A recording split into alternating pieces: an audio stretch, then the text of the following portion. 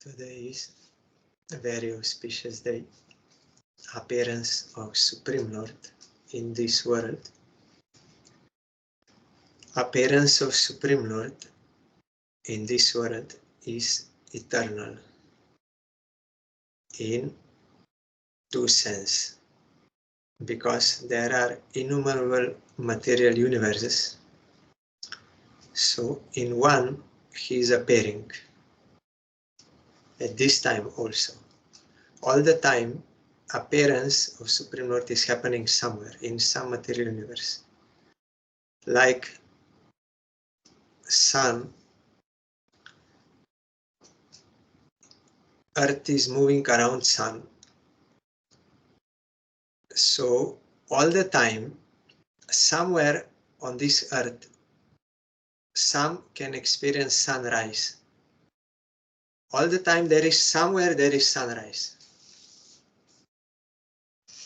Like that, all the time appearance of Supreme Lord is somewhere. And in another sense it is eternal, because Supreme Lord enacts this pastime of appearing, his appearance lila, in the heart of a pure devotee. Those who are pure devotee, they can experience this lila inside their heart. Those who are fortunate, our Gurudev said, we cannot know who got such fortune to get that lila inside their heart. And there are innumerable forms of one and the same Supreme Personality of Godhead. God is only one, not many. Ekam eva dvityam. He is one. There is no second. In Upanishad you will find. And he is Ananta, unlimited, infinite. Nothing can be outside of him. If someone says something is outside of him, then infinite will lose his position. So infinite can be only one. Absolute is only one. But he has innumerable forms and innumerable pastimes, innumerable potencies. So among all different avatars of Supreme Lord, 10 are prominent. We just sang now Dashavatar Stotram. And among them, 3, Rupa Goswami told, are topmost. Ram, Nrisingha and Krishna. Among all, they are full in 60 qualities. And above them all is Krishna, who has another 4 special qualities. Leela Madhurja, Venu Madhurja, Prem Madhurja and Parikar Madhurja. There are 4 special qualities only in Krishna, 64. These are only categories, but these qualities are unlimited. No one can measure by anything. So today is the appearance day of Nrisingha Bhagavan. Supreme Lord always appears in this world to satisfy his devotee. Then all other functions are also automatically done, but they are not the main cause, like killing of demons, establishing dharma, protecting the sadhus. We see here also in the case of Prahlad Maharaj, he was all the time protected by Supreme Lord, but why Supreme Lord has to personally appear? That is only to remove the separation grief of his devotee. That is why this verse in Gita, Paritranaya sadhunam, vinashaya cha dushkritam, dharma sangstapanarthaya sambhavami juga juga, Krishna says, to protect the sadhus, to destroy the wicked or demoniac, and to establish dharma, I appear in this world again and again, periodically, but this protecting the sadhus, we see in the case of Prahlad. Hiranyakashipu tried to kill him, but Nrisingha did not appear that time. He appeared to remove the separation grief of his devotee. Then he personally appears. In this case also there is some more emphasis on protection from demon later on, but it is actually to satisfy Prahlad. Also with all other avatars, if you go very deeply, you will find the actual cause of Supreme Lord's appearance in this world is to remove the separation grief of devotee. That is why he has to personally appear. For all other things, to kill the demons or for establishing Dharma, there is no need for him to personally appear. He can do that by his own will only, no problem. He can destroy innumerable universes in 1 second if he wants. So there is no any difficulty to destroy the demons, but this is the main cause. So it is stated in different Puranas about the appearance of Nrisingha Bhagavan in different ways, because different universes, different times also, so there are some slight differences. But Chaitanya Mahaprabhu, he told us to hear Bhagavatam mainly, because it is the essence of all scriptures. And Chaitanya Mahaprabhu, he himself also played the pastime of hearing about Prahlad, Dhruva, from Gadadhar Pandit Goswami from Srimad Bhagavatam 100 times and wanted to hear again. Because though he came to taste the prema of Radharani, but he at the same time also came to rescue all the fallen souls and bring them to that platform. So he has to teach them basics, fundamentals of devotion, so that they can gradually progress to come to Braja Bhav. They cannot jump. And whatever he was teaching by his own example. So by his own practice, he was teaching others. That is why he was hearing Dhruva Prahlad Charit 100 times to tell us, I am doing, you also do this. You hear and you follow. If someone goes very deeply to see the teachings of which we get from Dhruva and Prahlad, so many teachings in Prahlad Charitra, there it is amazing, all about pure devotion, how and what about, and about this material world suffering and all this. In Prahlad Charitra, everything is very clearly mentioned by the example of Prahlad. So it is mentioned in Bhagavatam that when 4 Kumaras, they are 4 sons of Brahma from his mind, not parents, like union of male and female, but from the mind of Brahma, these sons came, 4 Kumaras.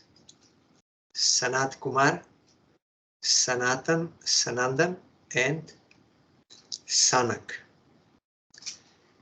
Though they are very old, experienced souls, but they look like young boys, 5 years old boys, because they are following brahmacharya, celibacy. That is why they are always looking very young. They did not want to get married as other sons of Brahma. So they came to the door of Vaikuntha and wanted to enter inside. Then Jai and Vijay, doorkeepers of Vaikuntha, they stopped them. You are small boys, where you are going? This is Vaikuntha. You need some permission before entering here. Not everyone can come. So they stopped them. But for Kumaras, they became angry and said, this is Vaikuntha. Those who are residents of Vaikuntha, they should not have any discrimination. They are unlimited. That is unlimited. No discrimination should be there. You are discriminating, you are behaving like demons. You are not fit to stay in Vaikuntha. We curse you to become demons in this mortal world. Then Supreme Lord also appeared and he said, it was actually by my desire that this thing happened, because it was Supreme Lord's desire to play the pastime of fighting. So he can fight with his devotees only. So he made such arrangement. It was all arranged by Supreme Lord. Then Jai and Vijay also, they were sorry to get such curse. They were praying for forgiveness. Then for Kumara said, it will not stay permanently, this curse. Only 3 births you will have to be as a demon, then you will come back. So first they became Hiranyakashipu and Hiranyaksha. Then Ravan and Kumbhakarna, brothers. And in Krishna Lila, that was in Ram Lila. In Satya Yuga, they were Hiranyakashipu, Hiranyaksha. In Treta Yuga, in Ram Lila, Ravan, Kumbhakarna. And in Dwapar Yuga, during the time of Krishna, they became Dantavakra and Shishupal. Then after they were liberated. But it was all Lila for the sake of Krishna's desire to do this pastime of fighting. So they, from Vaikuntha, this giant Vijay, but this is for the sake of Lila. It is not that Jivas, Tatashta Shakti Jivas, they fall from Vaikuntha. That is not ultimate Siddhanta.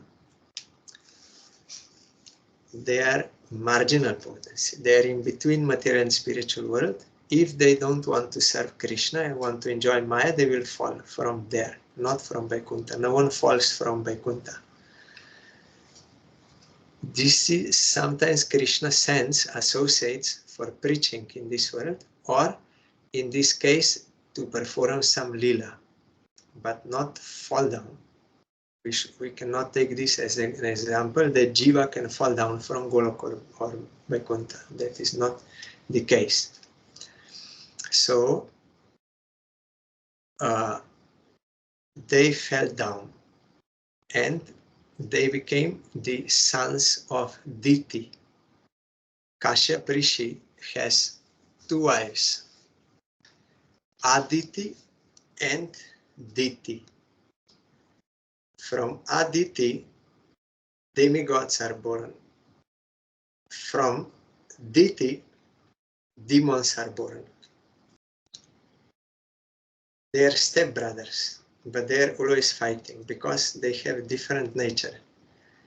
Also, when Hiranyakashipu and Hiranyaksha, they were in womb, and also that sexual intercourse happened at the wrong time because Diti was too much eager, so it happened, but it was also by the will of Krishna.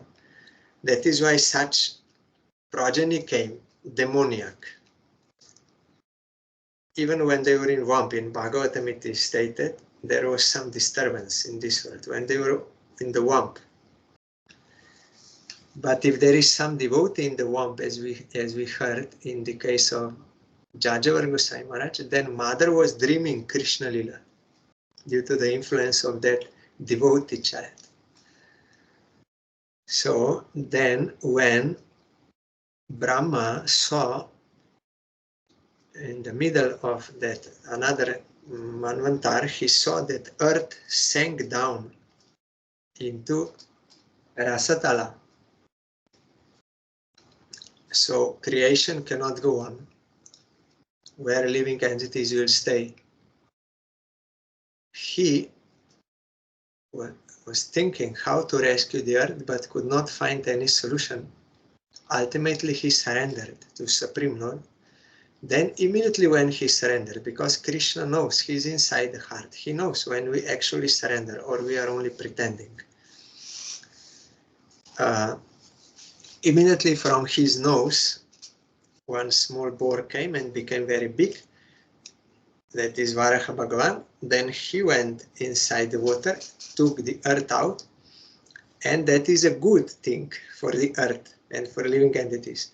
But demons' nature is they always want to do bad, always want to do harm. So Hiranyaksha could not tolerate.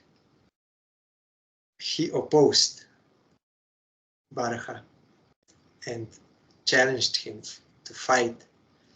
Then after some fighting, ultimately Varaha Bhagavan killed Hiranyaksha and put earth in its normal position.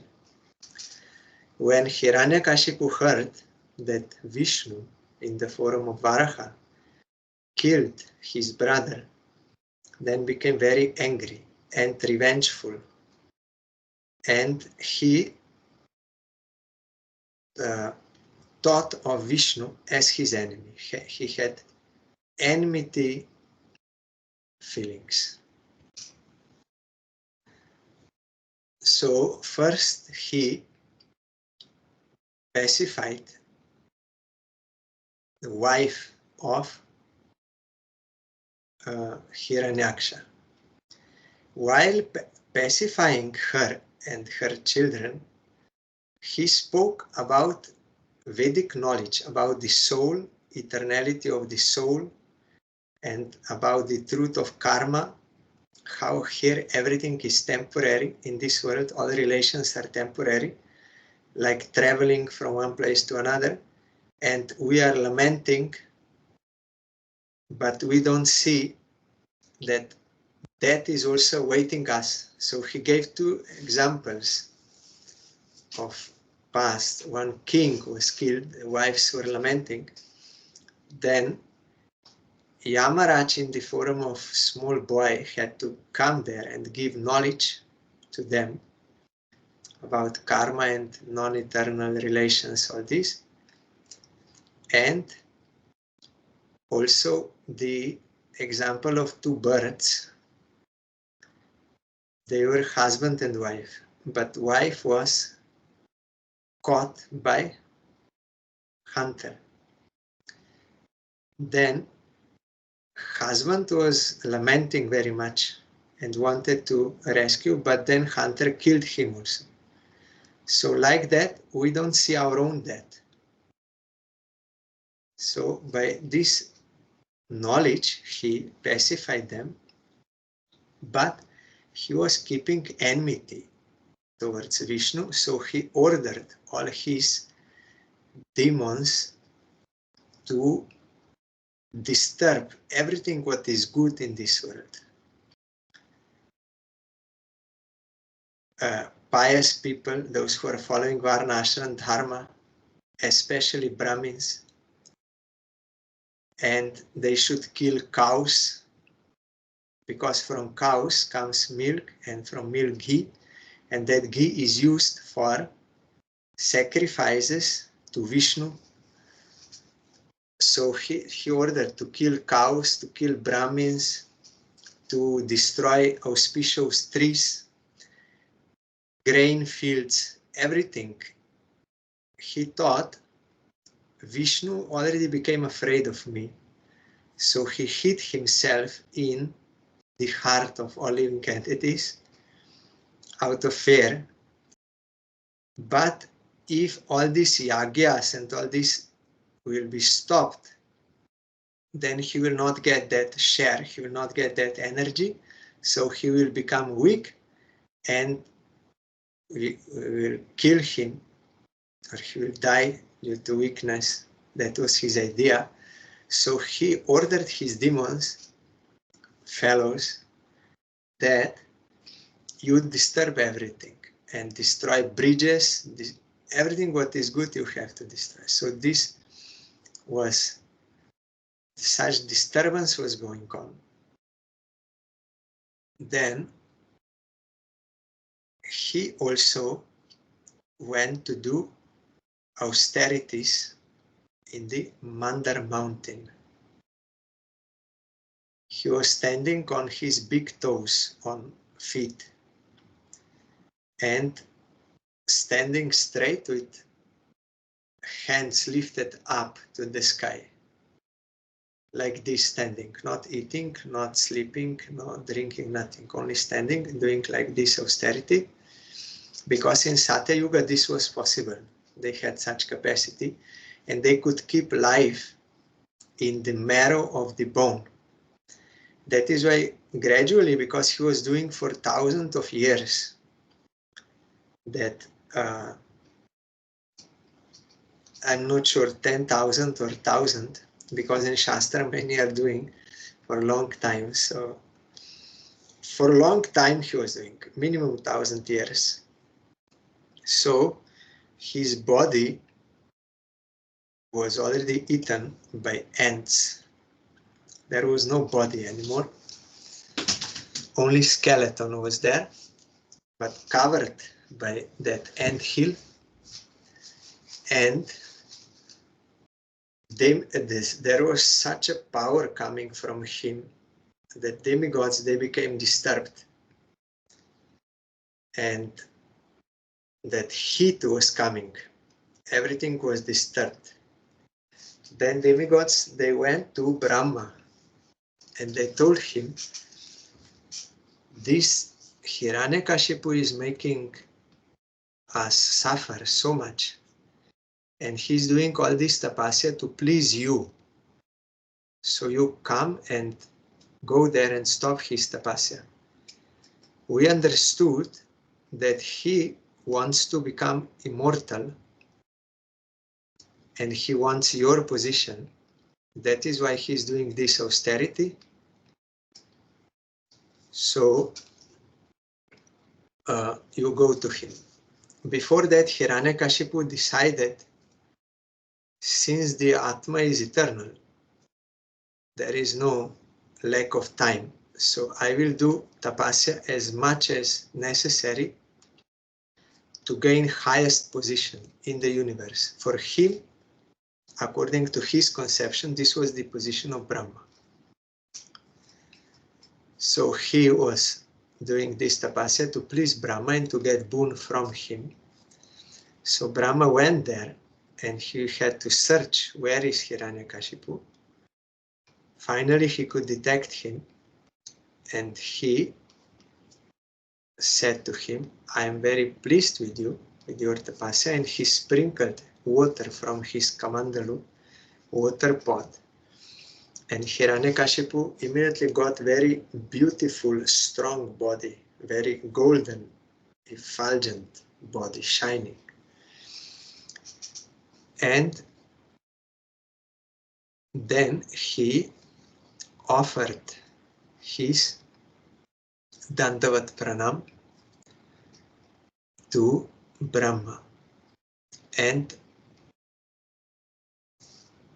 glorified him, sang his glories, but with improper conception, with improper knowledge. He was speaking as if Brahma is Supreme Lord, but that is not the case. Because he is not a devotee, so he cannot actually understand the truth. But he was worshipping Brahma, offering prayers and singing his glories. Then Brahma became pleased and told him, I am very satisfied with your tapasya for me. I want to offer you a boon. You say what you want. Then Hiranyakashipu immediately said, I want to be immortal. Here immortal means he wanted to be in this form as immortal. Because already before he told that Atma is eternal. But what was his idea? That this body, this form, this I want to have eternally. because that is demoniac mentality you will find in Upanishads. There is Indra and Virochan, son of Prahlad Maharaj.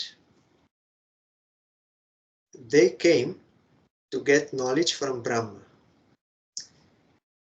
What is Atma? Means what is self. Then Brahma told them, you see in the pond, like you look there, what do you see? Then they said, I see myself as Indra, I see as Virochan. Then Brahma said, that is Atma, that is self. So they went home, and Virochan, because he was demoniac mentality, he understood this body is the self. So he said to all other demons that body is the self and body is to be worshipped, body is the highest. So even after death, they will worship body like this. That is demoniac mentality. But Indra could understand there is more to it. It is not only this, there is more to it. So he came back to Brahma and asked him, what is Atma? Then Brahma told him, first you will have to practice celibacy for 32 years. Then you come back to me. Then I will tell you. Then he came and he gave him another teaching, but again and again, like he had to practice maybe 4 or 5 times. 100 something years he had to practice celibacy so that he could ultimately understand what is Atma, the spirit soul. So here, Hiranyakashipu, because demoniac mentality, he thinks I am this body. So he wanted to make this body as immortal. That is why he prayed. Then Brahma said, I cannot give you this boon. I myself am not immortal. You know, Brahma also dies. Although he has such long life, no one can imagine. But even he will have to die after 100 of his years. So Brahma said, I cannot give you. You ask something else. Then Hiranyakashipu, as a demon, he was thinking, I am very intelligent. Then in another way, I will become immortal. But materialistic intelligence is always limited, though they are not understanding its limit. They think I am God, I am supreme, I know everything, I can do everything. This ahankar is there, false pride. So he thought, okay, then you give me blessing that I should not be killed during the day nor night. I should not be killed outside or inside. I should not be killed in the sky or on the ground. I should not be killed by any creature created by you. I should not be killed by any weapon. You give me this boon. Then Brahma said, okay, so be it. Tadastu. Tadastu means in Sanskrit, Tadastu. So Hiranyakashipu became very powerful by the boon of Brahma, and he also got all yogic powers and everything he had. So immediately he conquered the 3 worlds, lower, middle, earth, and higher, all heavenly planets. And he occupied the Mahendra Bhavan, that is the palace of Indra, very opulent. He drove all demigods out and occupied that and was enjoying opulence, everything he was enjoying. And he was ruling based on fear. Everyone was afraid of him.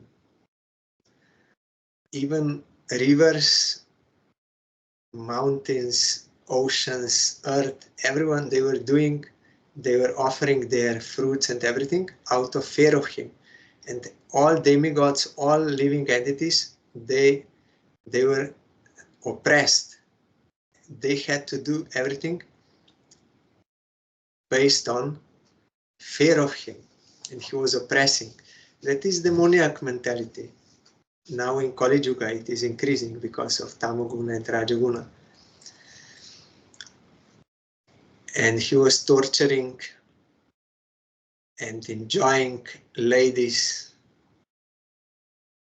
and even after enjoying, all they had to sing his glories, all demigods, even Narad Goswami. But Narad Goswami, that is his pastime, because like one rishi, so all living entities, they had to sing his glories and bow down to him. Even Narad, but Narad was doing voluntarily, as a fun, as pastime. Narad is liberated, so no one can control him. And Brahma was not under him, but the rest all were under him. And he had such opulence and he was enjoying unlimitedly, but it is mentioned there that still he was not satisfied. We have to get this teaching. Also, Prahlad Maharaj later on in the prayers to Nrisingha, he said, I don't want anything, because I saw my father, he got everything, but he was not happy. Also, he was killed. So I'm not desiring any of these things, material things, because of seeing everything practically. So because he was not satisfied, then he started seeking happiness also through intoxication, drinking wine and other prohibited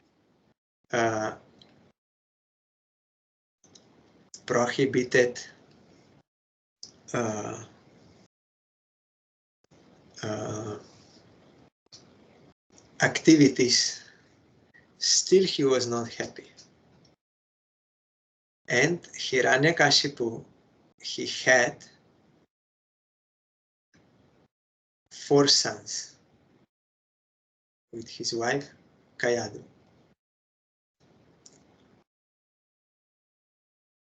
Anuhlat, Hlat, Sanhlat and Prahlad. Prahlad was the best because he was devotee, pure devotee.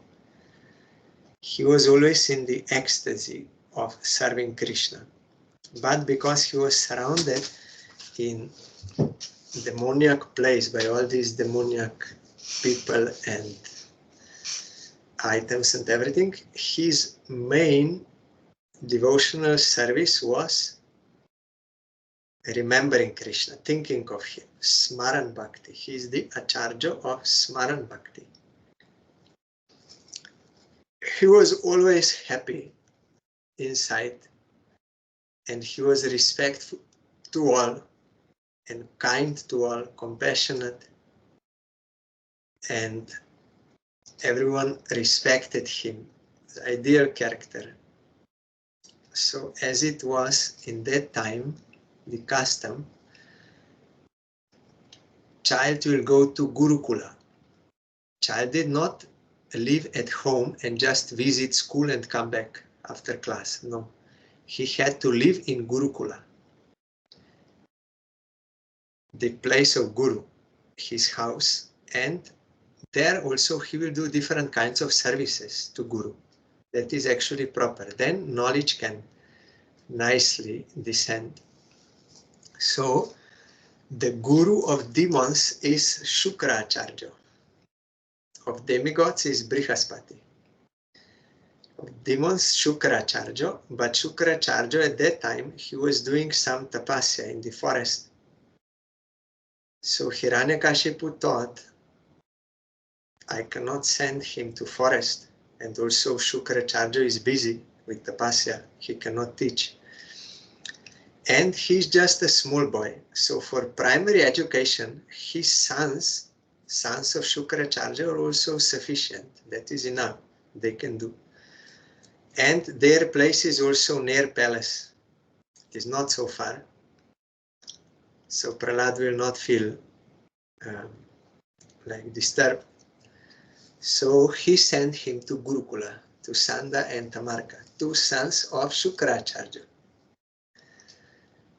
And Prahlad Maharaj was very respectful to teachers because they are senior and they are teachers.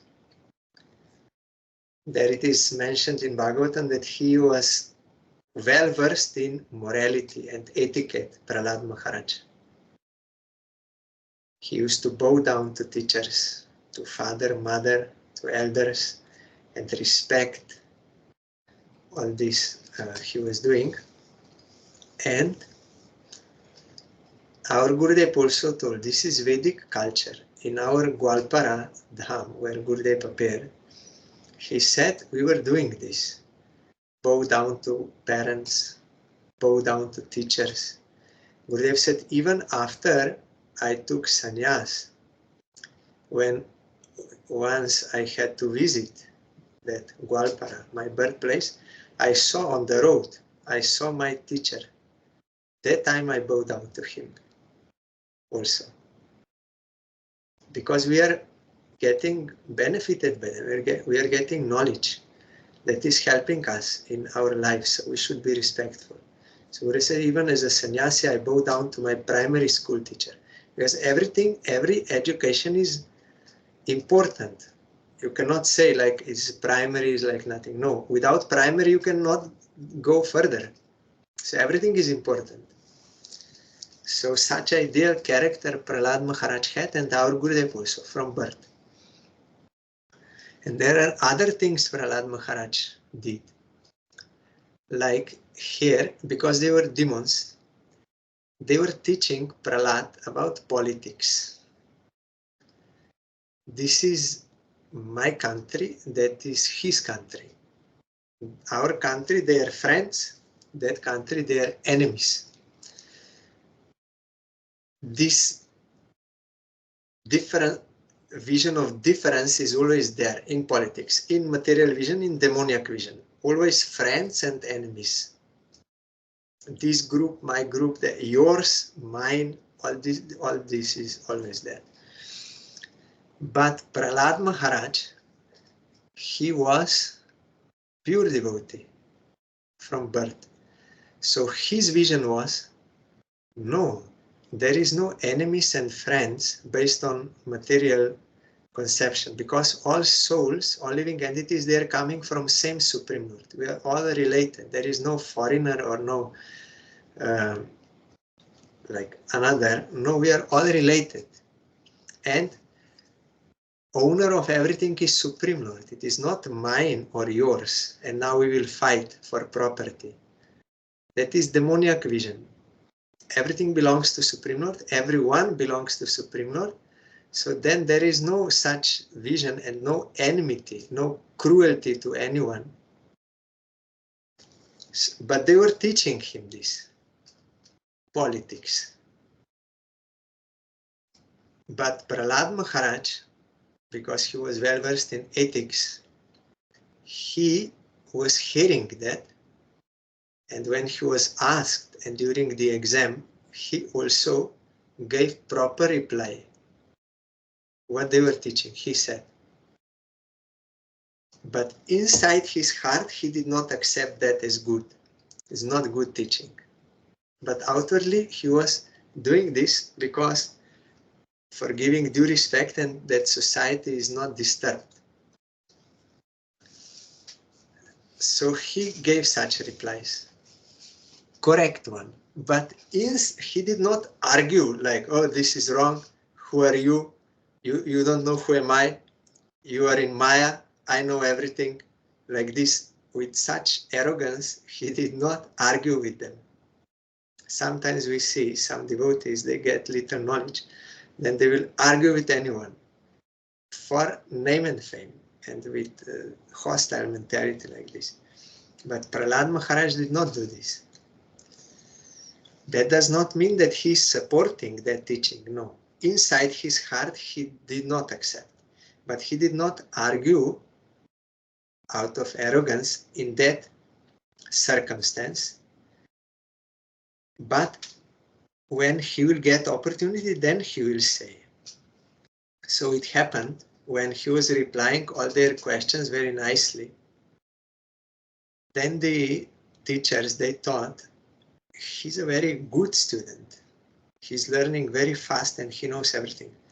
So let us send him to see his mother and father.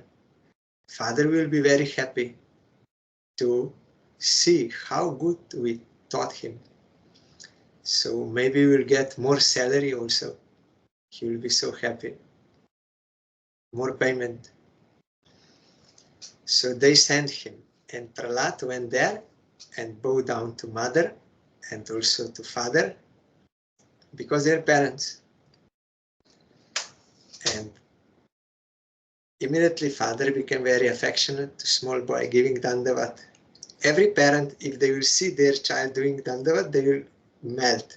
They will feel affection, surely. Then he put him on the lap and he said, "You are a very nice boy and you are now going to school." And Hiranyakashipu was thinking, I don't know how well he learned. If I will ask him some particular question, then maybe he will not be able to answer, then he will be embarrassed because that was in court with other ministers and others there, servants, everyone there. So he thought, let me ask him something in general, then he can say whatever he remembers, then that is okay. So he said, you are going to school, so you tell me what you think is good in general. But he used the word sadhu. Sadhu means good also. Sadhu is devotee or good. So he said, what you think, what you consider as good, what is sadhu? Then Prahlad Maharaj, he said, oh, Asura Barjo means one who is the chief of the demons, topmost of the demons, best of the demons, yes, best of the demons. Our Gurudev explained that generally, naturally, children, they will be respectful to their parents. They will address with respect. But here it was very astonishing that he, very high respect he gave. He said, you are the best of the demons. Why? Because, why Prahlad said so? Because he was astonished. He's a demon, but he's interested to know what is good. Because the demons, they're not interested in what is sadhu, what is goodness, what is good. They're only interested in what is bad, what is harmful, what is violent, all this.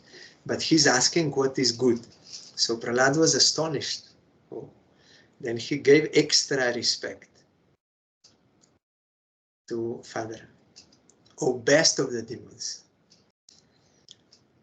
So now Prahlad, he knew that Hiranyakashipu wants to hear what he learned in school. But he saw that now he is in the assembly of many people and they all have great respect for him. They will have faith in his words. So he thought, here it is my duty to speak what is really good. Otherwise they will misunderstand. They will get wrong knowledge. And he was asked, so he did not assert himself forcefully there. No, he was asked what is good. So he thought, I have to speak what is truth here. So he said, I think good is that for all conditioned souls, enslaved souls, or embodied souls, those souls who are in the body, they are always disturbed and anxious and fearful because of contact with non-eternal things, attachment to non-eternal things, non-eternal relations. They are always in anxiety, always disturbed, always in pain, always suffering, always fearful. I think it is good for them that they should escape such house where such material existence is going on. Under Kupam, he compared it to dark well. Dark well is that well which has no water anymore, it's dry well. No one goes there to get water. So if some animal or some man falls into that well, there is no chance of him being rescued because no one is going there. So such house where there is only target is only sense enjoyment, and there is no invitation of sadhus, pure devotees, no respect for sadhus and no invitation for sadhus to come to their house. That is like a dark well, because you cannot be rescued from there. If sadhu, they will come, they will say, this is all non-eternal, you belong to Krishna, you have to serve him. They will say, this is not good. But if sadhus are not invited, there is no respect, there is prohibition to go there, then how you can be rescued? Only sense enjoyment is there. So, and because of that, always they are suffering. So Prahlad said, I think it is good that they should escape from such environment, such situation, and they should go to forest. Forest means sattvic vas, satyaguna, because in Bhagavatam there it is explained. Tamoguna means gambling places, bordels, prostitution, slaughter, these places of stay. Rajogun means to stay in big city. Satyagun means to stay in forest or some simple village. The point is, Satyaguna means you are not in Rajaguna and Tamoguna engaged in sinful activities and too much enjoyment of this. But Satyaguna means with detachment and in goodness. So he told, because Gurudev said, if all will go to forest, then forest will become city. It is not necessary to actually leave the house, but you should give up Rajoguna and Tamoguna activities and stay in Satyaguna. That is the meaning of staying in forest. And in forest, you should take absolute shelter of Supreme Lord Shri Hari, Vishnu, and you have to worship him. I think this is good. Then Hiranyakashipu laughed. He's speaking these things. It seems he came in contact with some Vaishnava. He did not take it very seriously at first. He thought he heard from some Vaishnava this Vishnu Bhakti, so now he is repeating. So he laughed. But he ordered his servants, you take this child back to the teachers and told them what happened. That this boy is speaking, the Vishnu Bhakti is good. And there should be total prohibition of any Vaishnava entering this palace or that compound or anywhere. No Vaishnava should come. Full prohibition. Then when Prahlad came back to teachers and the servants, they told what happened, then they became fearful. And they thought We did not teach him this. From where he got? From where he got such teaching? From some Vaishnava maybe. So maybe also king has some doubts about us, what we are teaching him. So let us find out from which Vaishnava he got such knowledge. Then we will catch him and bring him to king. Then we will be free of doubt, suspicion in the eyes of Hiranyakashipu. Then they approached Prahlad very nicely, with sweet words, flattering. Oh Prahlad, you are the best of this family. Everyone loves you. You are so nice, so learned. So everything and you are so all good qualities, and we are your teachers. So you should not speak any lie to us. You should speak the truth. We did not teach you this Vishnu Bhakti, and also other boys, they are not saying these things. We did not teach them. So from where you got this? Who spoiled your mind? Who corrupted, spoiled your mind? Please tell us.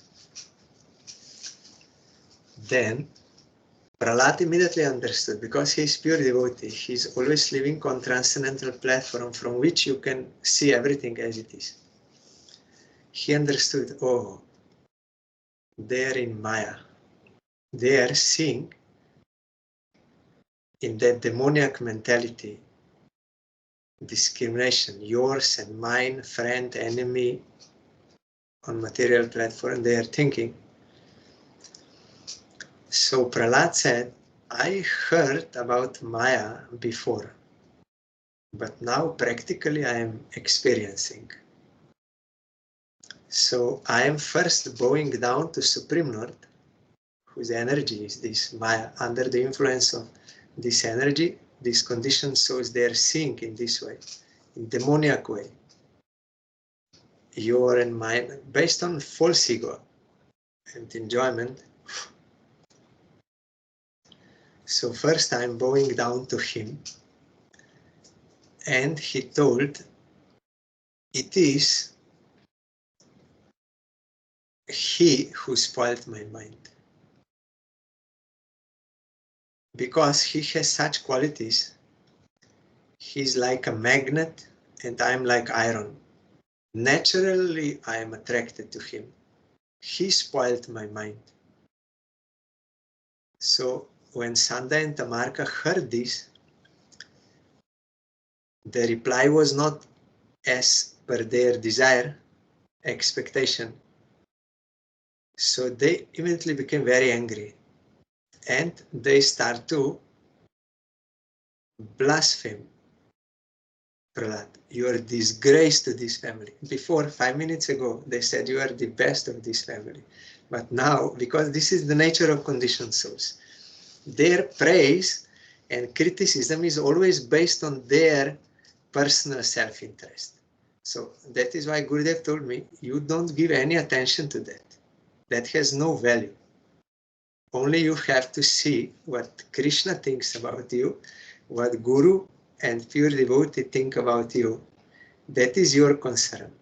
You should see if they are dissatisfied with you or they are satisfied.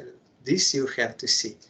But what conditioned souls, for their own personal benefit, they will sometimes praise you, sometimes criticize you, same persons, based on their own selfish desire. What is the value of that?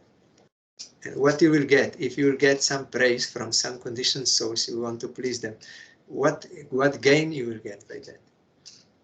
Nothing. So here Prahlad saw this also. They start to criticize, and they said, you are a disgrace to this family.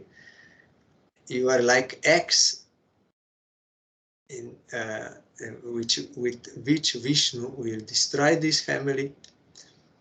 And in politics, there are 4 principles to bring someone under your control, first you have to give some money, something you give, then four are there.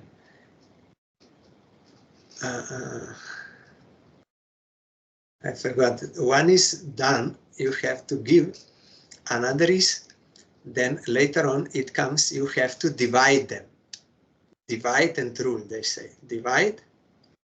And if this also does not work, then yes, donation, and you have to like tell them you are my own. In like make a relation, make connection. Then they will be in favor of you. Politics means you have to bring them in your favor. So there are 4 principles how to do that. And ultimately is punishment, danda. If nothing else works, then you have to punish, to subdue them. So in your case, only danda will work. So they took a stick, they wanted to beat, but they were afraid they could not beat him because he was son of the king. Only they were frightening him. But Prahlad was very peaceful. No any disturbance in his mind because he is pure devotee. He thinks in different way, and also everything is by the will of Krishna. Nothing can happen without his will, and he's all good. So he was not disturbed, and also he did not argue anything back. When two are arguing, it will never stop unless one remains silent. If he will not argue back, then the other person will go on speaking those things, but ultimately he will also lose taste for that. He will he cannot go further. But if this person will reply back, yes, no, it is your fault, not my fault, I'm good, all this thing, then it will never end, and they will always get new impetus to go on. But if one will remain silent, then another will speak for some more time. After that, he will also become bored, will not be able to go further. So Prahlad was silent, then after some time they became peaceful, and they again taught him again demoniac teachings. Again, Prahlad was hearing and replying correctly.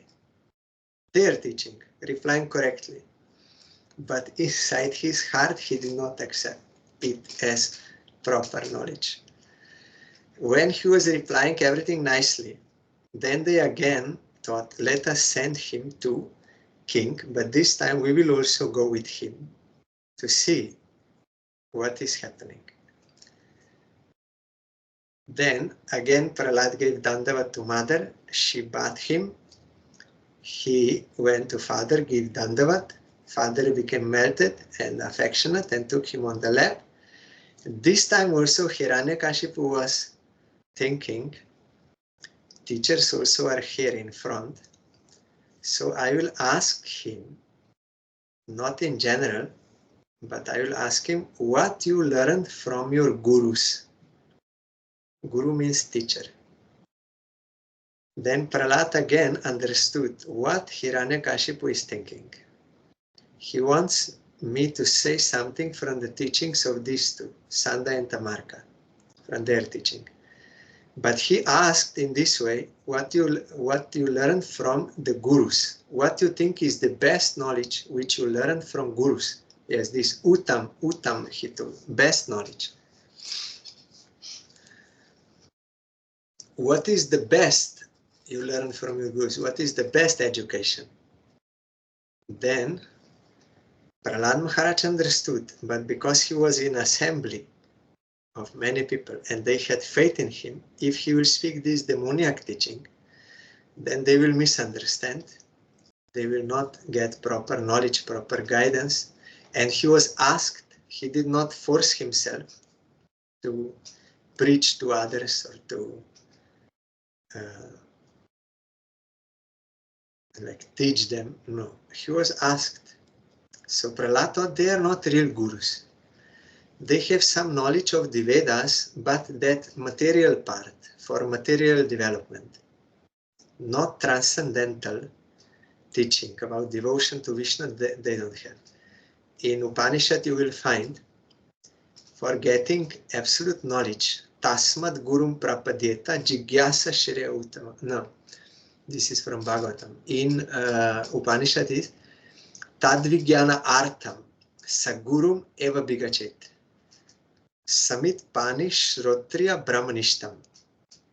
If you want to get absolute knowledge, transcendental knowledge, or Paravidya means supreme knowledge, then you have to approach bona fide guru in a humble mood, bringing articles for yagya.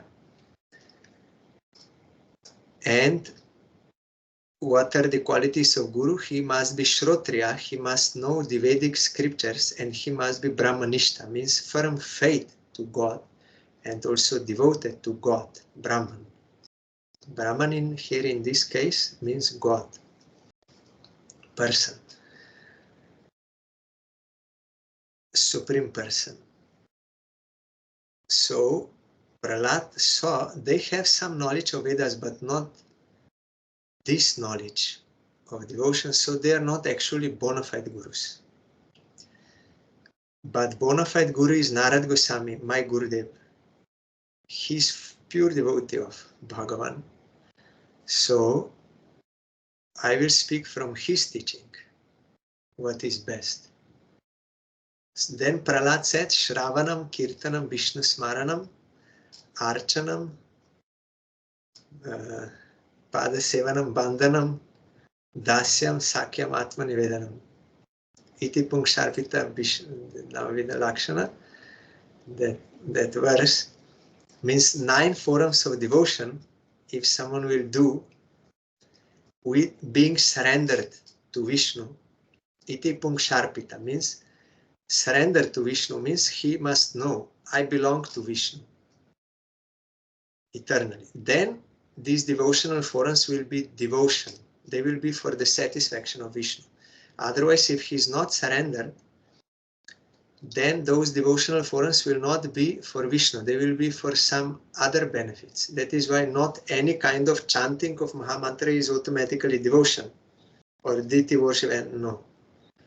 You will find Mayavadis, Gyanis, also Karmis, they are all doing this, chanting Mahamantra also.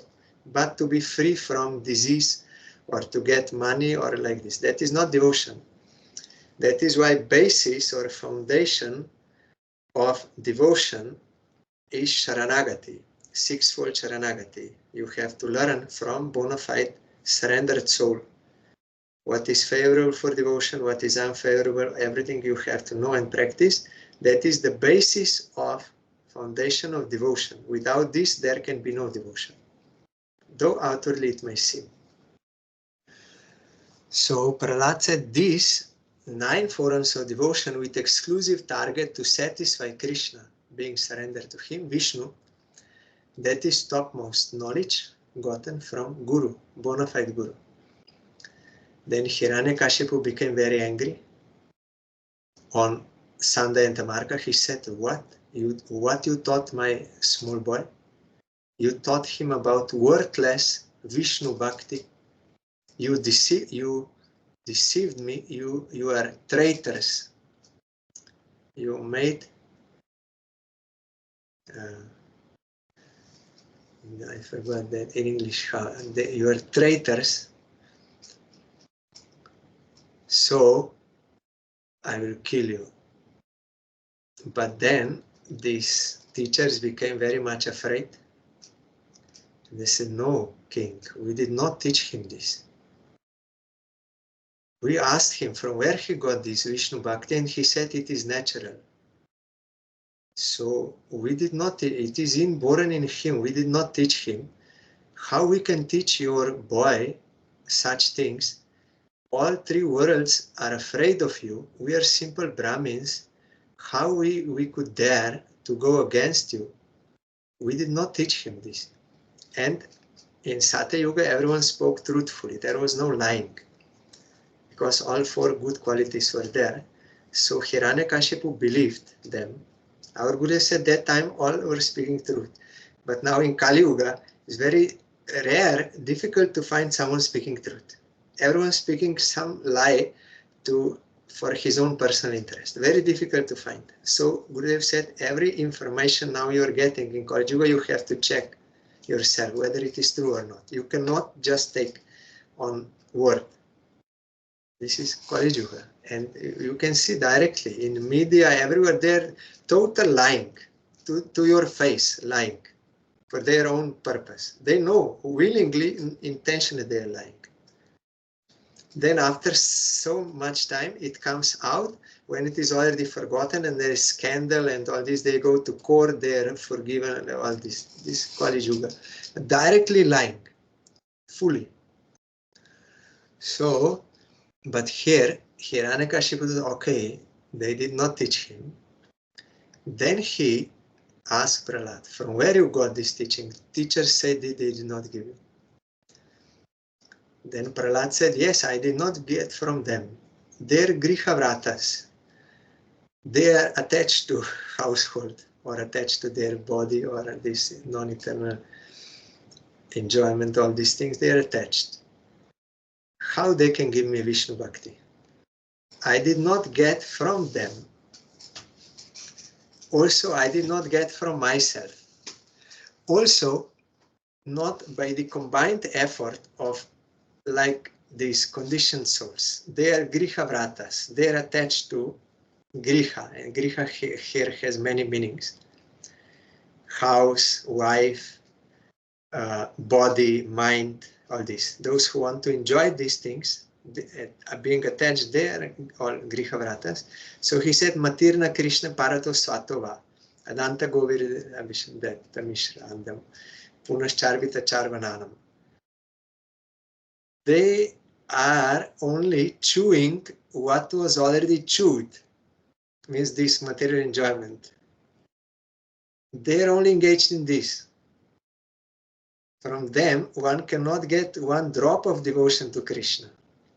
It is not possible from those who have no control over their senses. They are fully slaves of the senses.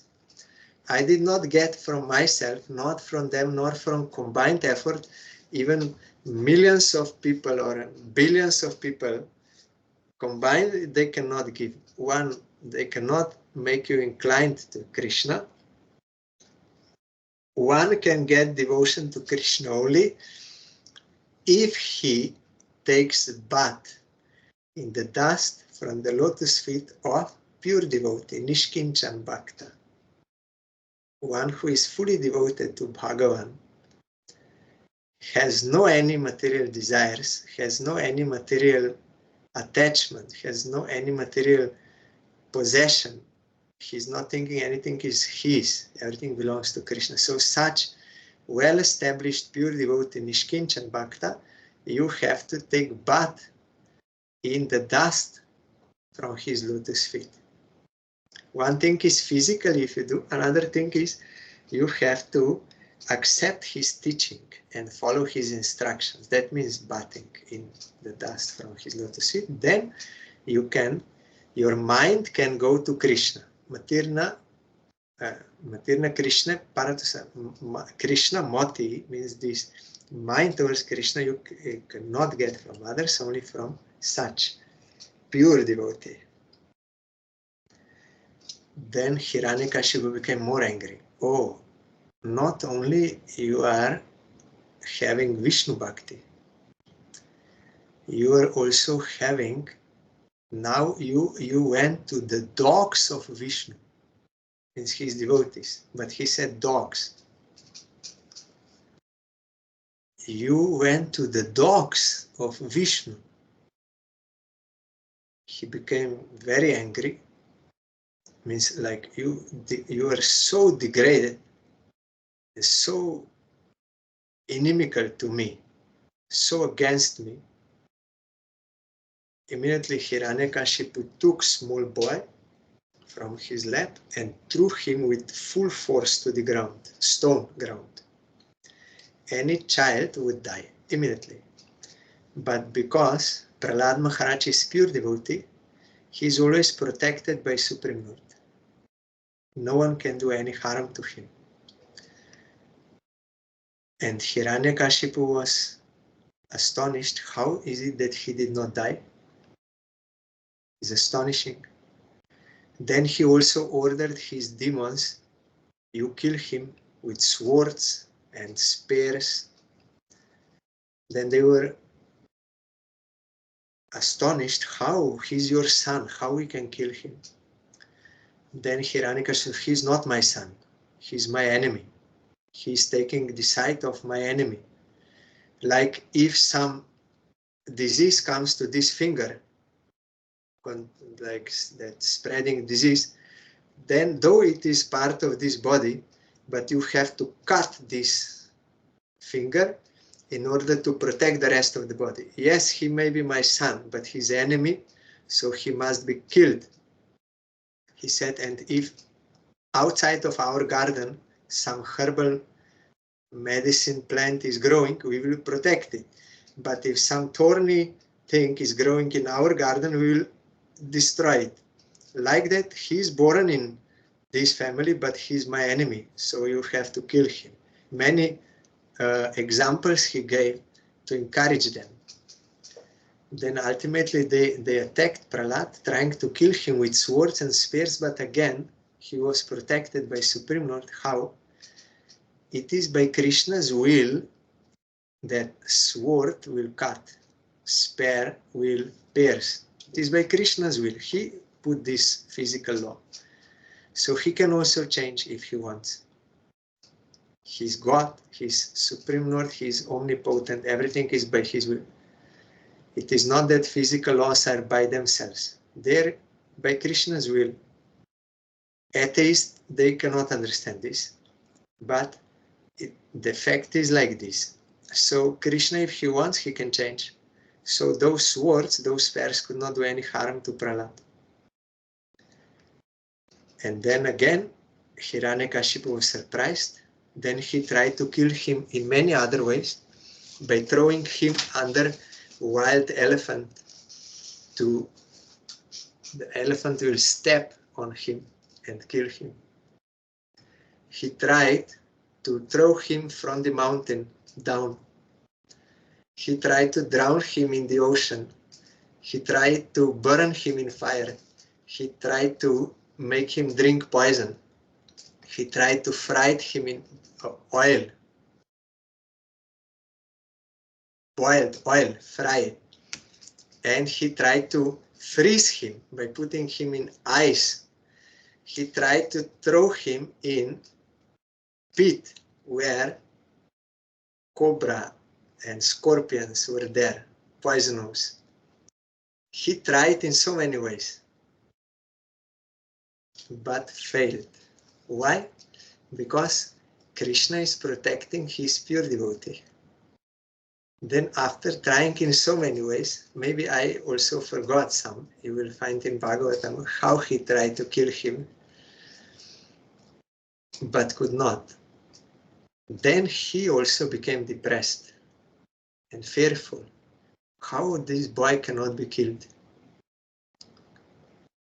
Maybe he is immortal. Maybe I will also die from his hand. He became very depressed. His head was down. Then Sanda and Tamarka came to him to encourage him. He said, no, king, you should not think about mere small boy. His activities and what he's speaking, you should not consider it very valuable. He's just a small boy. You don't worry about this. You conquered 3 worlds. Everyone is afraid of you.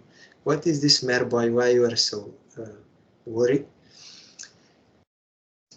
Now our Guru, our Gurudev, Shukracharya, he is in forest. When he will come back, that time we will take this boy to him and he will serve Guru and hear his teaching. Then automatically his mind will become okay. So you don't worry.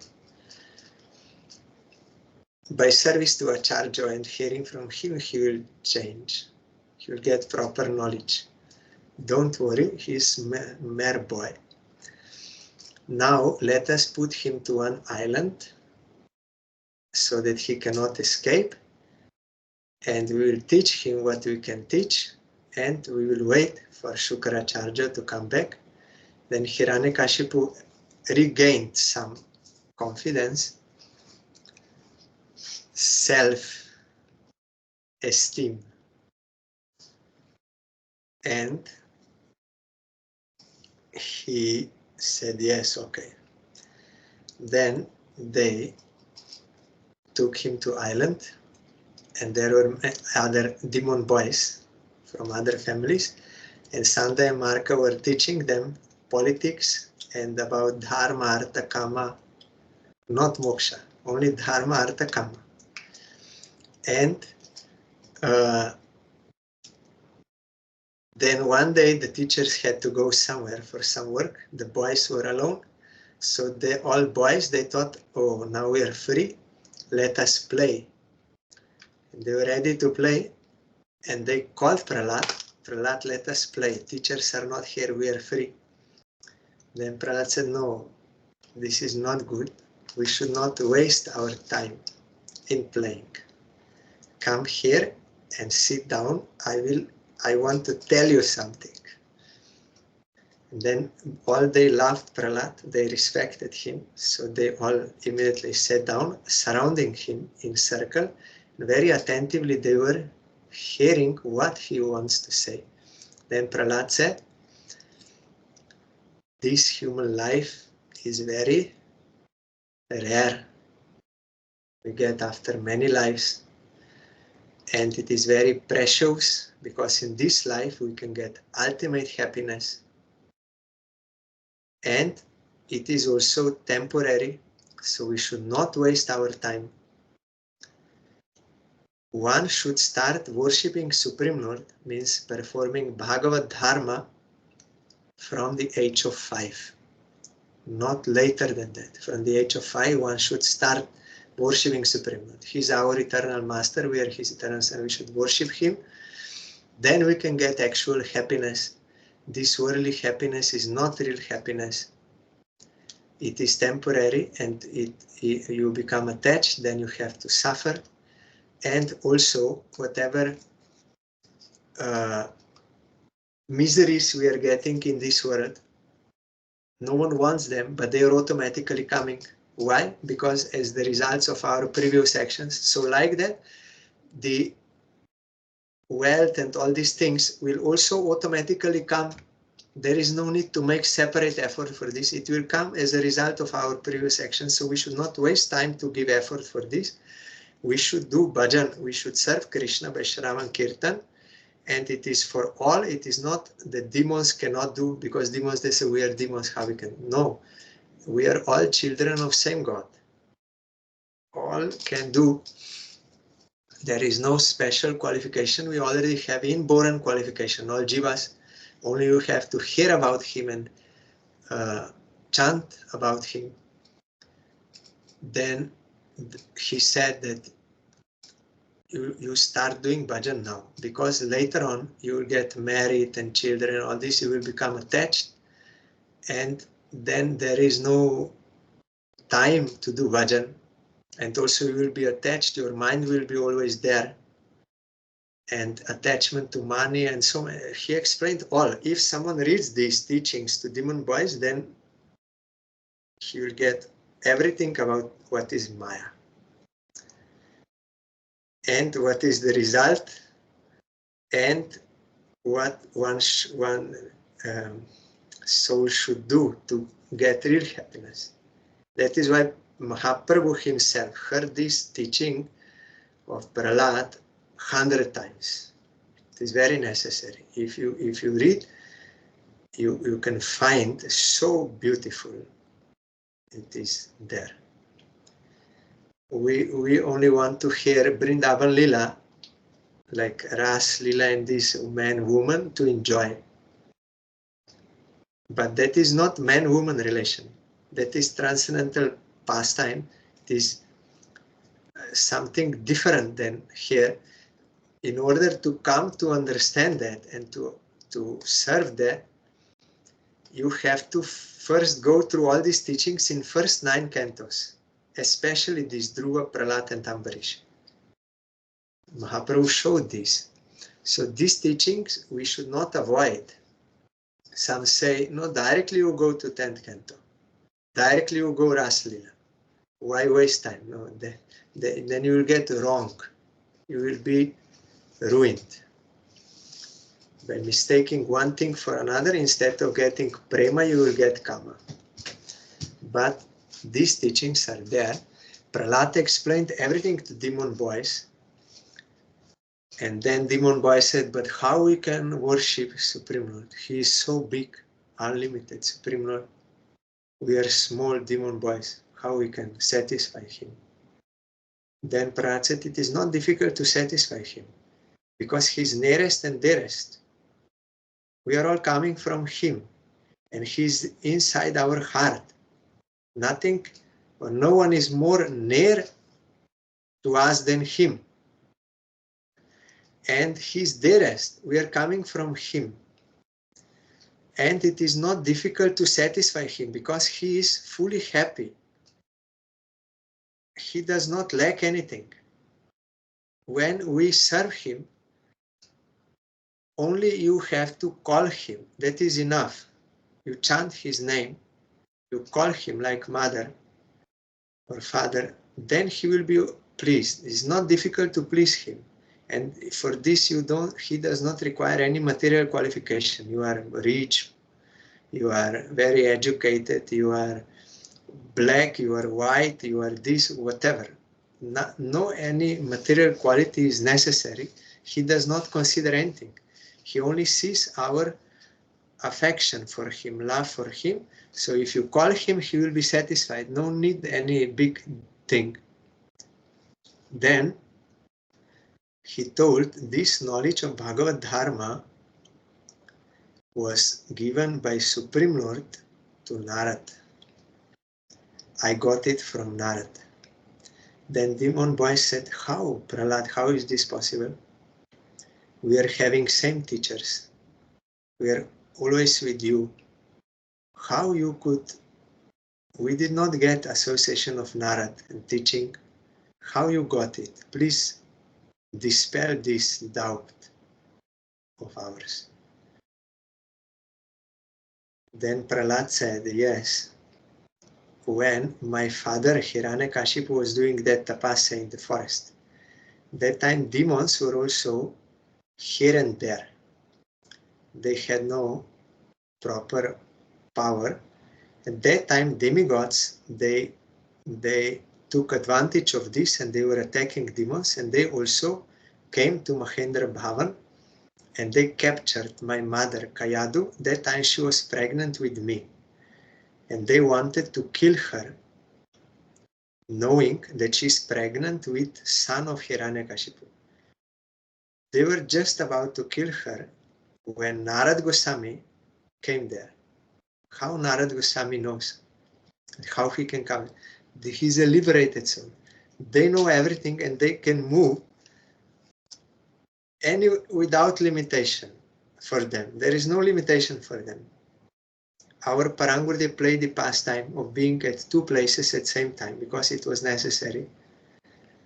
Our Gurudev also played the pastime of being at 2 places at the same time because it was necessary to protect one devotee from his some idea. So they know how Narad knows that Dhruva is in forest. He has to go there. He knows everything. He's not different from Supreme Lord. Supreme Lord sending. So here, immediately Narad appeared there, and he stopped Indra. He said, no, what you are doing? You want to kill woman? That is sin. Nowadays, even this is no one is thinking. They're killing women, children, everyone, no problem, without any hesitation. So degraded now, what they became. Then Indra said, no, we did not want to kill her, but she's pregnant with that demon boy, so he will be like father. So we want to kill him when he comes out. Then Narad said, no, this is not possible. He is Anantadas. He's servant of Ananta. Ananta means unlimited, means supreme. He cannot be killed. No one can kill him. You give up this idea. Then Indra left that place, and Narad took her because she was alone, without husband and pregnant, needs protection. So he took her to ashram, not for enjoyment, but to give shelter, and also he gave her teaching, Harikatha, because this was circumstance. Otherwise, ladies generally, they will not stay in ashram with other males, but this was such circumstance, and Narad Goswami is pure devotee. There was no desire to enjoy her, and also she was pregnant. He gave shelter and Harikatha. Then she was also serving Narad, and Narad wanted to offer her boon. Then she said, yes, I want one boon. I'm having this child in my womb, and my husband is not here. I don't know how long he will do tapasya. And for a child to grow up without father is not fully good. So I want this boon that I may give birth whenever I want. Not according like 9 months, this nature. No. Whenever I want, that time I will give birth. Narad said, okay, tadastu. So be it. But Narad wanted to give some more boon. So he said, you ask for another boon. Then she said, I am a woman. So my memory is not so good and intelligence. So what you were speaking to me now, this Harikatha is very good. I understand, but in future, I will forget all this, what you were teaching me. So you please give this all knowledge, you store it in my son, in womb.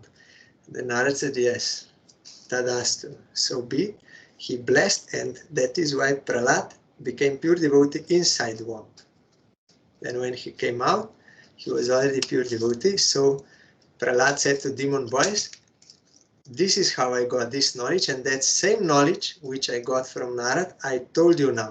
You please accept this. And they accepted. They became devotees, and they were all chanting Hare Krishna Maha Mantra, clapping, kirtan, and dancing, worshipping Supreme Lord.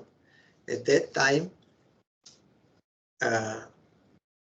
Sanda and Tamarka came back, and they became afraid. Not only is Prahlad devotee, but now he made all other demon boys also devotees. And there was such atmosphere there, the transcendental atmosphere, it's very powerful. They had no courage to go there and to speak to them or to tell them to stop. No such power was coming, because that is congregational chanting. Especially in Kali Yuga, it is necessary congregational chanting. More strength is there. Kalo Sangha Shakti Kalo. In Kali Yuga, you have to do congregational chanting, many devotees, then you will get strength. So here also it is seen, demons, they could not approach there even. Then they came to Hiranyakashipu, and they said, bad news, king, not only is Prahlad fixed devotee, now he also made other demon boys devotees from other families. Then Hiranyakashipu became too much angry, and he came there, and he threatened Prahlad. Who are you? Why you are not afraid of me? All 3 worlds, they are afraid of me. Why you are not afraid of me? From where you are getting this strength to oppose me. Then Prahlad said, the strength is same. We are all getting power from same source, that is Supreme Lord. And even before that, when demigods, they were praying to Vishnu, because Hiranyakashipu was so much oppressing demigods and everyone, and took all their powers and everything, they were praying to Vishnu. Then Vishnu said, yes, I know what is going on. It is not, sometimes people say, so much suffering in this world, how God is seeing this. God knows everything. Here Vishnu said, but there is a reason why it is going on. So God said, Vishnu said, I know what is going on. I know everything. But I will not come now because you are saying so. Because they had separate selfish interest. Why he should come? He said, I will not come now. I will come when he will venture to harm my devotee. My devotee is thinking for the eternal welfare of all. These demigods, they're thinking for their own personal sense enjoyment. So I'm not appearing there. I will come when he will try to harm my devotee. That time I will come. Not for you. So here, Prahlad said, it's the same strength. I'm getting strength from God. You are getting from God. Everyone we are getting from God. Then Hiranyakashipu was very angry. Who is your God? There is no God other than me. I am God. I am Supreme Person. I am God. Where is your God? Then Prahlad Maharaj said, no, before that, yes, before that, I forgot. Hiranyakashipu said, I conquered 3 worlds. Why you are not afraid of me? Then Prahlad said, you did not, he did not directly say, you did not conquer. But in a respectful manner, he said, previously also many people, they also thought they conquered so much, like Alexander the Great and others. I'm giving my own example. Prahlad did not say Alexander the Great, that was later, but he said previously many, they thought they conquered much, but they could not even conquer their own mind and their own passions inside their body. Kama, Krodha, Lobha, Moha, Mada, Matsarja, lust, anger, greed, pride, intoxication, bewilderment, and malice. They also thought they conquered, but they did not conquer. Then Hiranyakashipu became more angry. Oh, now you are teaching me about conquering these passions. I can see that your death is very near, because when someone is near death, then that time he's speaking foolish things. His mind is crazy, he's speaking crazy things. Now I can understand your death is near. Where is your God? And Prahlad said, he's everywhere. But Prahlad has the realization of this. He's a real devotee, not theoretical, practical. So then Hiranyakashipu said, then why I'm not seeing in this pillar your God? Then Prahlad said, I see him in this pillar also. He's there. Oh, he's there. Then I will kill him, your God, I will kill him, then I will kill you also. Let your God protect you. I will kill him now, in front of you. Then Hiranyakashipu took sword and he boxed that pillar, and then first sound came, transcendental sound. Because first appearance of Supreme Lord is sound, not different from him, Harinam, or mantra, or Om, sound. Sound God, Shabda Brahma, transcendental sound, first appearance. And he was thinking, what is this strange sound? And demigods also, they could understand something is happening. Then Hiranyakashipu was searching, where is that sound coming from? Then when he came there, then suddenly from that pillar, Nrisingha Bhagavan appeared. Bol Shri Nrisingha Bhagavan ki jai. Bol Shri Nrisingha Bhagavan ki jai. He had this form, half lion, half man. And Prahlad Maharaj, with devotional spiritual eyes, he could see, oh, Supreme Lord appeared. But Hiranyakashipu, though seeing same form, by his lusty eyes, selfish eyes, he could not understand that this is Supreme Lord, his own eternal well-wisher. He thought, this is some strange creature here. Let me kill him. And he started fighting. And there was fighting going on for some time. And there, description of form of Nrisingha is there. So I want to read because I got this question here on chat about the form of Nrisingha. Here, question.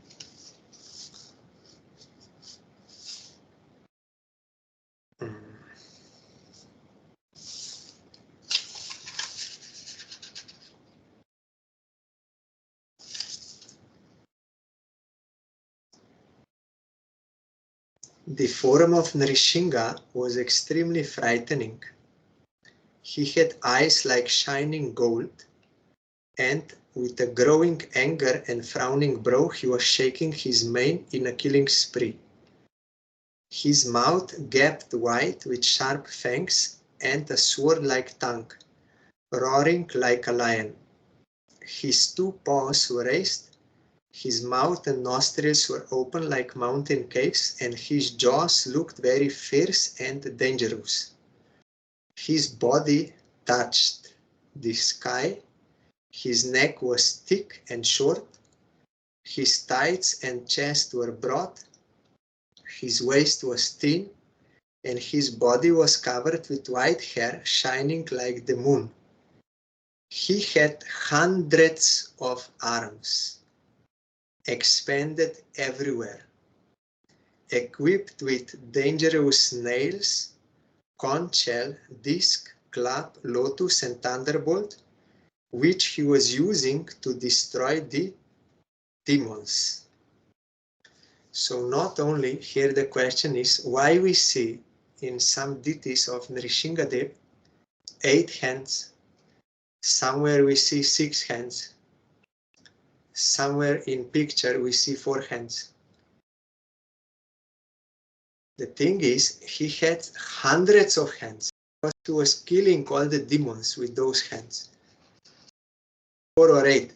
But because you cannot make deity with hundreds, so somewhere they show like this, somewhere they show like, or in painting, but actually he had hundreds to kill all those demons. So his form was like that. So he fought with, this you will find in Srimad Bhagavatam, what I just read, description of his form. Then Hiranyakashipu was fighting with him. And Nrisingha Bhagavan also played with him, like mouse playing with mouse, fighting for some time. Then ultimately, Nrisingha Bhagavan, he took Hiranyakashipu to his lap, and neither in the sky nor on the ground, but on his lap, neither during daytime, neither during night, but during twilight, just after sunset.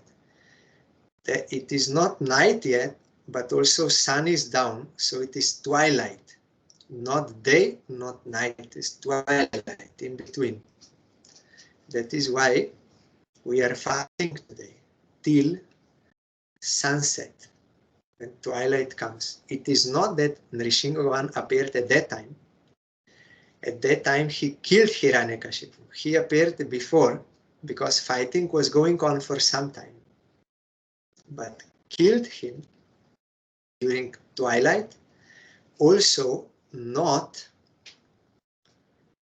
outside nor inside, but on the threshold, like on that doorstep. Then, not any creature created by Brahma. Brahma created lions, Brahma created humans, but he did not create half man, half lion. So not creature created by Brahma. And not with any weapons, but with his nails.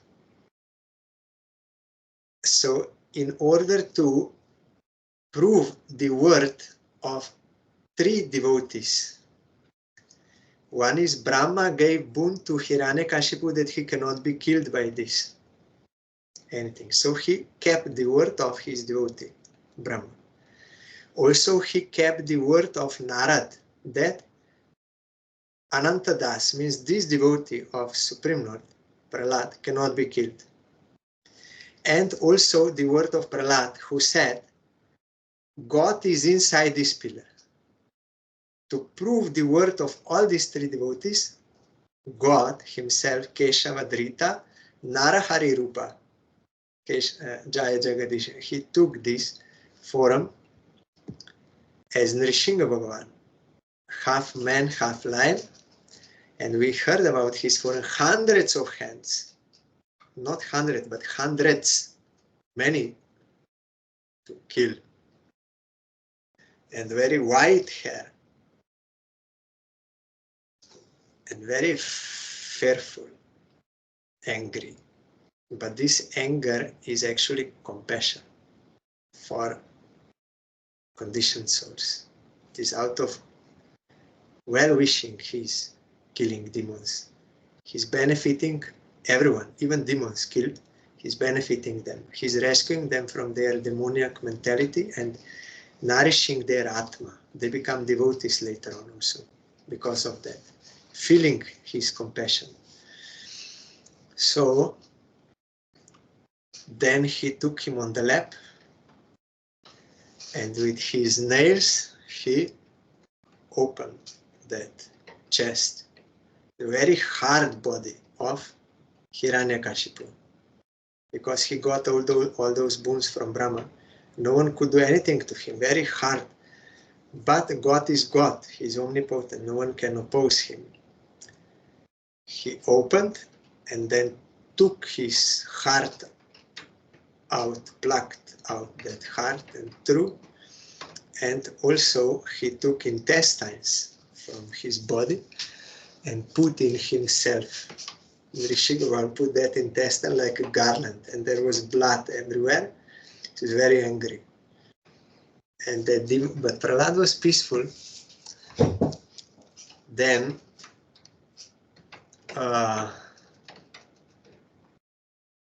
he sat on a throne, and like a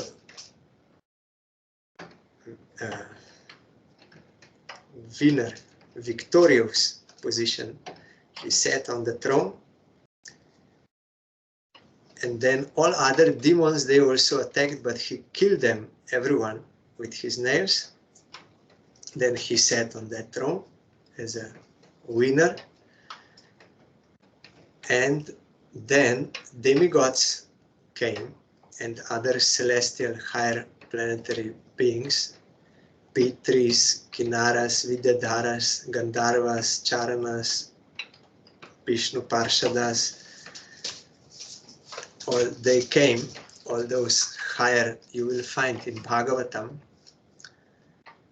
they came and they offered prayers to Nrisingha, trying to pacify his anger.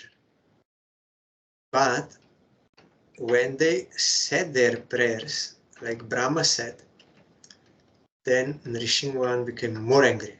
Grum was roaring loudly like lion. Why? He was very angry.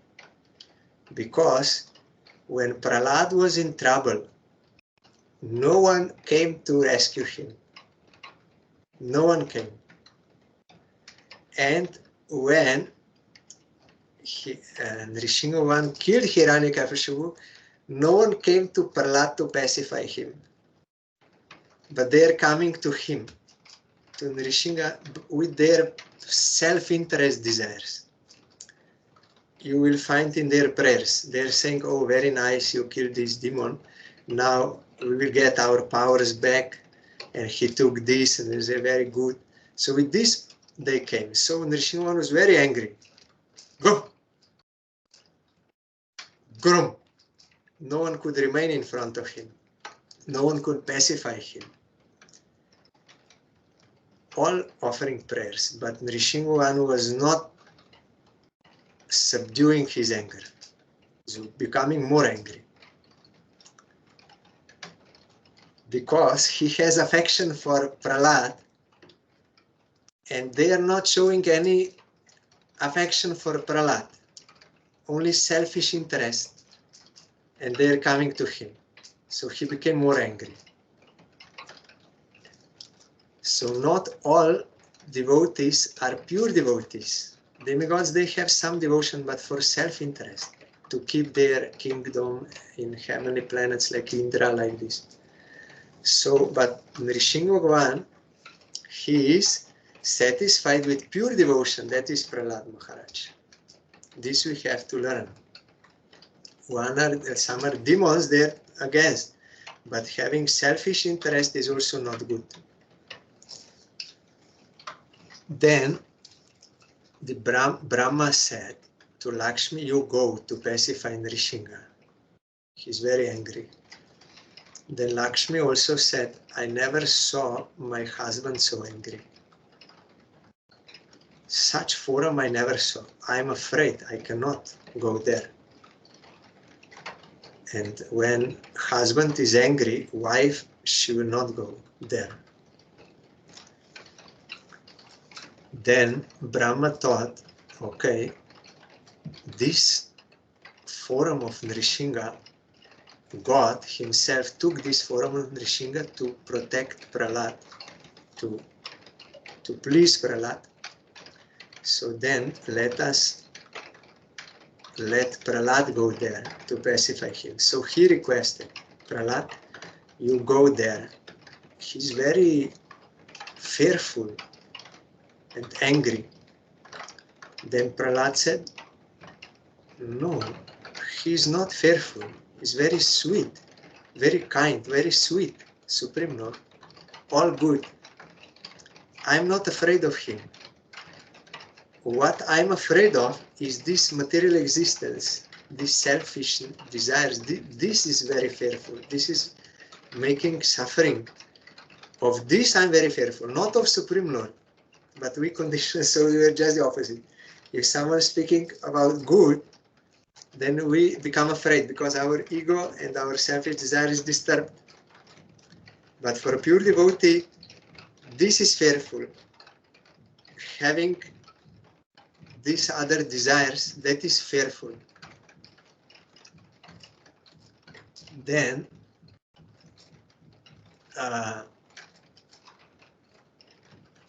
Prahlad came and offered full Dandavat Pranam to Nrisingha like this, with folded hands.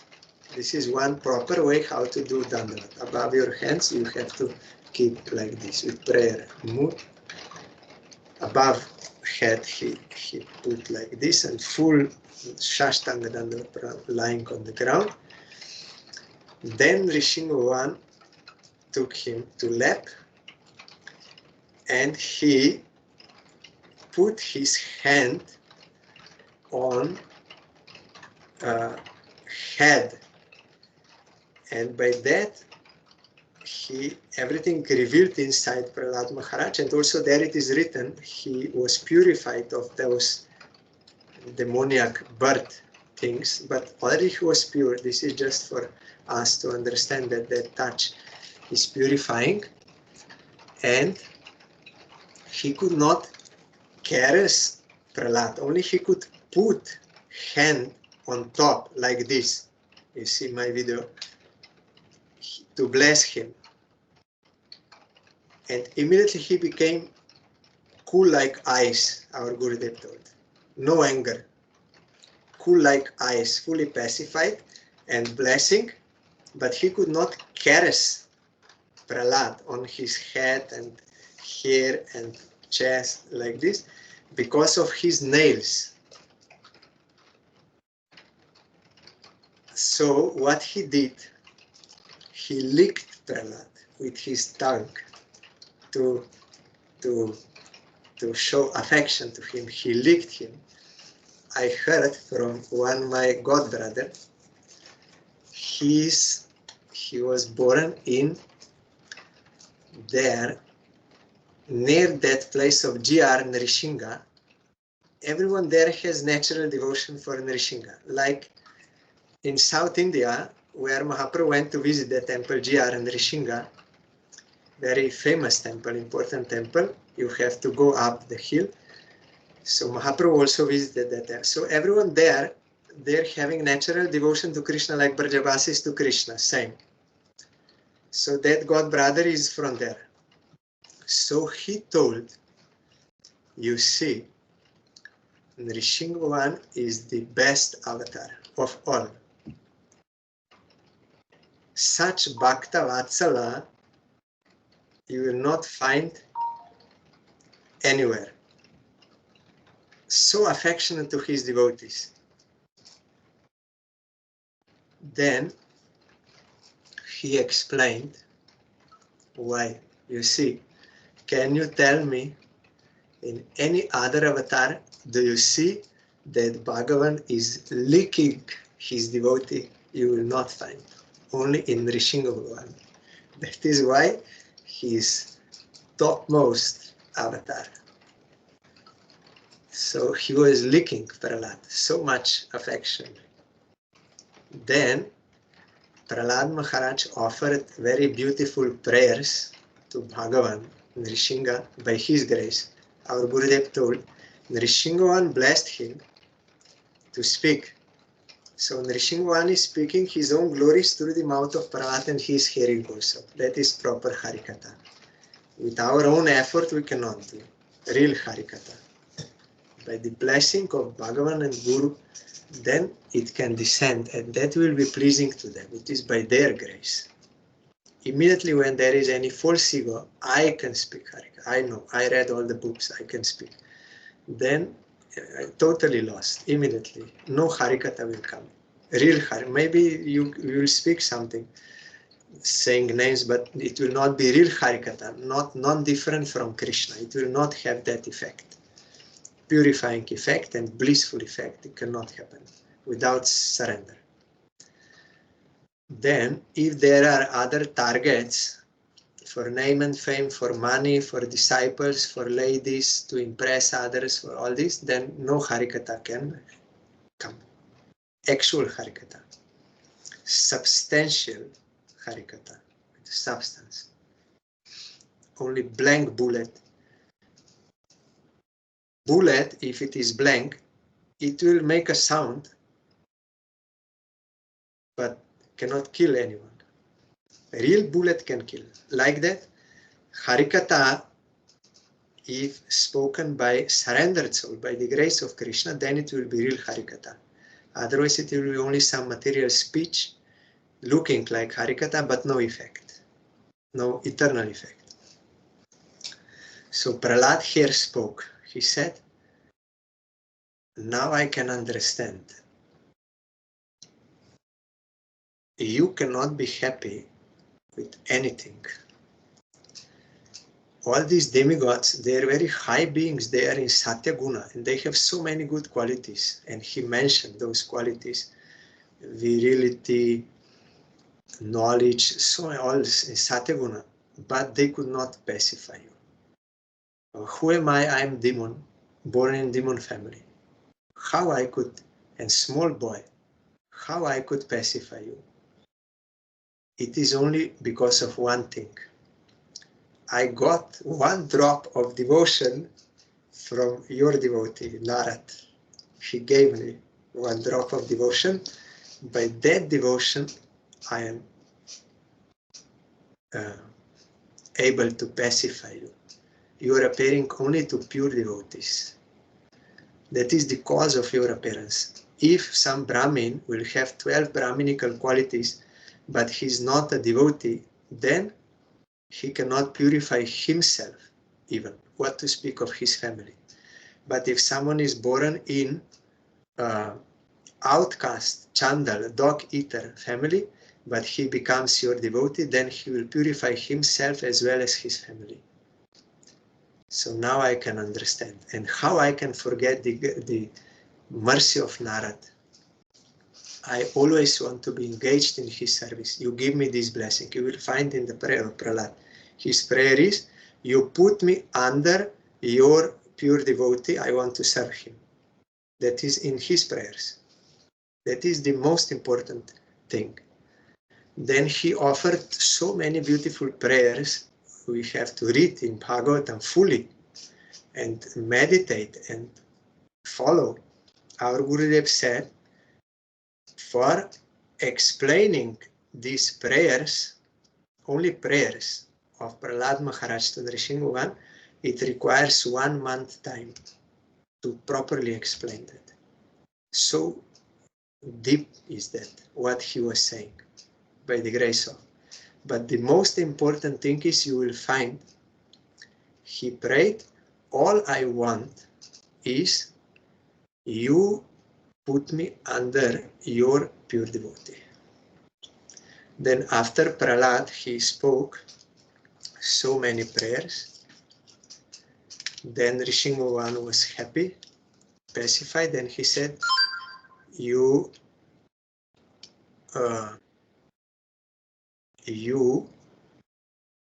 request a boon from me.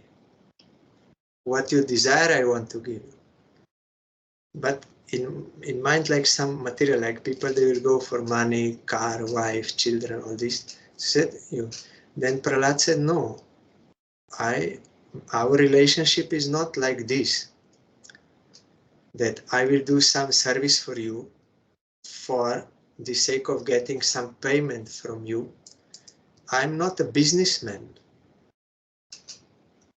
Our relationship is transcendental relationship. It is based on this. I am your eternal servant, you are my master. If there is some servant who is serving his master to get something from him, he is not actually servant.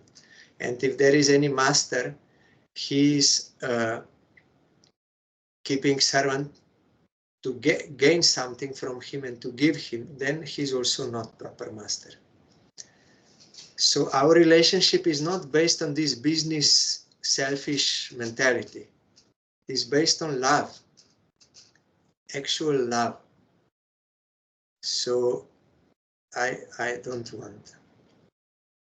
I am not requesting any boon from you. I want your service only. Then Nrisingha said, yes, but I am known throughout everywhere that I am the one who is best giver of boons. So my name will be tainted if I will not give you any boon. Then Prahlad said, okay, I don't want your name to be tainted, polluted. Then you please bless me, you give me this boon, that I should not have any desire to ask you for any boon. You purify my heart of all desires to ask for anything from you. You see how pure devotee is there. This is why Nrisingha is doing this, only to show to the world how pure devotee is thinking. Then Nrisingha said, and yes, also what is very important in the prayers of Prahlad, he said, I don't want only I should be liberated and go to you. I want you to rescue also these fallen souls. The real devotee, he has this compassion. He's not selfish, even spiritually not selfish. He said they are doing bhajan, they're doing tapasya to be liberated, but they're not thinking about others. But I cannot go if you also don't rescue them. He was praying for them. That is real devotee, having compassion to all. So then Nrisingha said, no, this is not, you deceived me, you cheated me, you request. Then Prahlad said, okay, my father, he spoke against you, he criticized you, you please forgive him, you purify him of these offenses, you bless him, I want his good. See, Hiranyakashipu wanted to kill Prahlad in so many ways, but Prahlad is praying for him. This is only possible for pure devotee. They're such. Like that sadhu, he was seeing one Scorpio, he's drowning in the river. He wanted to rescue him from the river, took him in hand, and that Scorpio bit him in the hand. And because he was bitten, then he could not hold again, that Scorpio fell into the river. Again, that sadhu again picked him up. Again, Scorpio bit him and fell down like this, all the time. Then another person said, oh sadhu, you see, you try to rescue him, but he's biting you again and again. You leave him, let him die. You give up him. Then sadhu said, what I can do? He cannot give up his nature to bite. I also cannot give up my nature to help him. So sadhus are like this. Even you will do harm to them, still they will want good for you. Like Nityananda Prabhu to Jagai Madai and so many other examples, to Haridas Thakur. Jesus also, Ambarish Maharaj, Prahlad. They have this nature. Our Paranguru said, if you cut sugar cane into pieces, sugar cane will not say, oh, you cut me, so I will give up my sweetness. No, because sugar cane is sweet, wherever you take it is sweet. And if you rub sandalwood will not say, oh, you are rubbing me, I will give up my sweet fragrance. It is not possible, because sandalwood is wherever he is sweet, is good smell. Or gold, you will burn gold, and gold will not say, oh, you are burning me, you are harming me, I will give up my shine, I will become black, I will not shine anymore. No. Because gold is gold by nature, like that. Like that is sadhu. Even if you oppress him, harm him, you do, that will not make sadhu unbalanced and will not make him hostile to anyone. He will always be good to all, because there is nothing except goodness in him. It is in his nature. The more you oppress him, the more that quality will be visible. Like gold, the more you burn him, the more he will shine. The more you oppress devotee like Prahlad, the more his quality will be shown, or Haridas Thakur also we saw.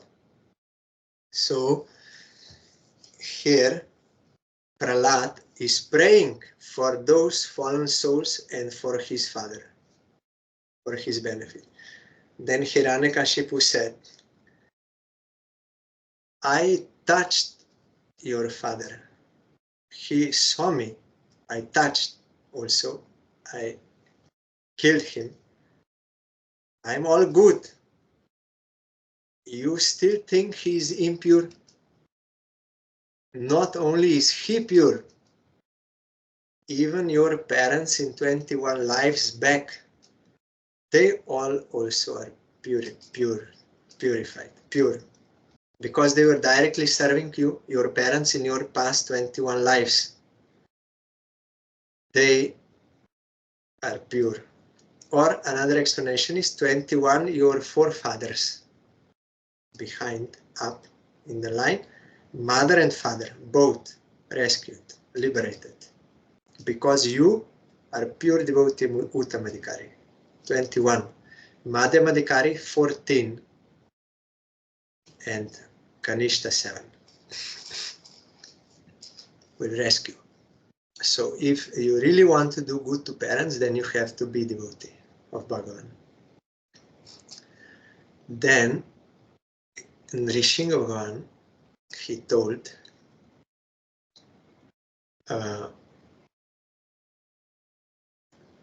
you will become king now, and you will rule this in Krishna consciousness, and you should make Shraddha ceremony for your father. There Vishwanath Chakravarti Thakur explained it was not necessary because Hiranyakashipu already was pure. Also, it was not necessary for Prahlad because he was pure devotee. He's purifying everything by his devotion. But in order to keep in society, because he was king, everyone is seeing what king is doing, his example. So if he will not do Shraddha ceremony, others will also not do, but they are not pure devotees. So if they will not follow the Vedas, then they cannot progress.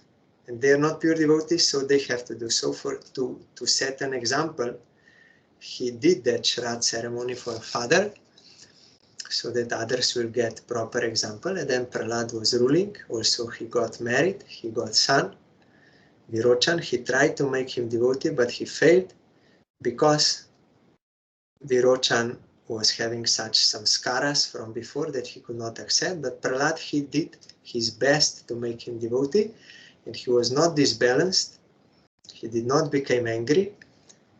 He was never angry on his father. He never disrespected, but not also following his order, those anti-devotional things. Also, he was never angry on his son Virochan or beat him because he did not become devotee, because Prahlad said, I did my duty to Supreme Lord. I tried with my example by sending him to demigod school and everything, but he failed because of his free will and bad samskaras. So what to do?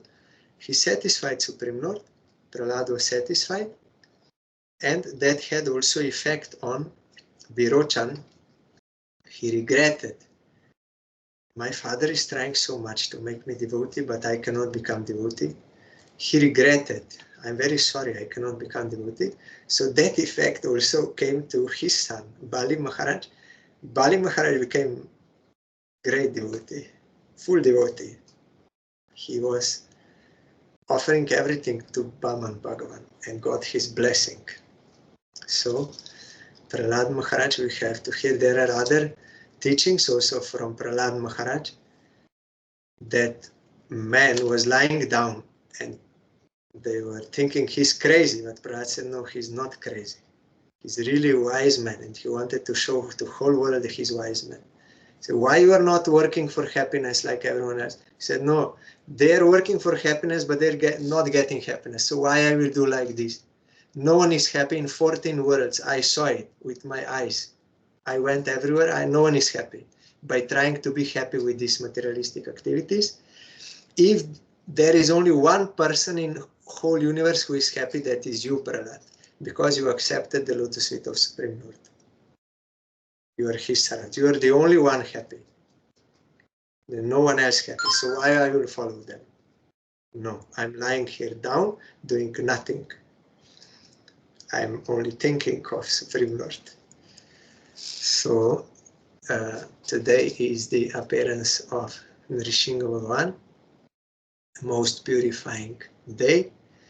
Mahaprabhu was hearing also Bhaktivinoda Thakur in Nrisingha Pali in Navadip Dham, he prayed to that Nrisingha, you please bless me that I may be purified of all my mistakes, all my anarthas, everything. I can worship Gauranga Mahaprabhu and Radha Krishna. Then Nrisingha blessed him, yes. By the grace of my devotees, there will be no obstacle in your bhajan of Gauranga and Radha Krishna. So for this reason we are praying to Nrisingha and to Prahlad.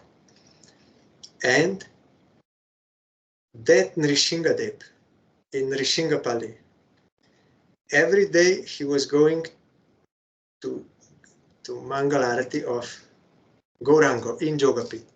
Because Bhaktivinoda Thakur in the morning when he was chanting in Sananda Sukada Kunja, he felt some wind is coming from that side and going that side. Every day, same time, some wind like going like this.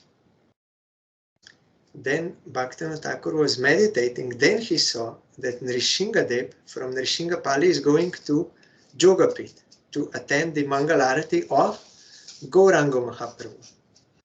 Then Bhaktivinoda Thakur installed one Nrisingha there. Behind Jogapit, you will find Gaur Gadadhar and Lakshmi Nrisingha. Lakshmi is in the lap of Nrisingha Bhagavan. There you will find. So today is the most auspicious appearance and most purifying appearance of Nrisingha Bhagavan. And we have to worship Prahlad Maharaj and Nrisingha both. So I am bowing down to their lotus feet and praying for their causeless mercy, for pure devotion to Sri Radha Krishna and Gauranga Mahaprabhu and their associates, praying for their blessings. I am remembering that Nrisingha Pali, Nrisingha Bhagavan, there he took rest after killing Hiranyakashipu. And in Jogapit, he is taking darshan of Gauranga Mahaprabhu. So I am bowing down to his lotus feet and praying for his causeless mercy. I want to read that verse for my own benefit. In the prayers of Prahlad.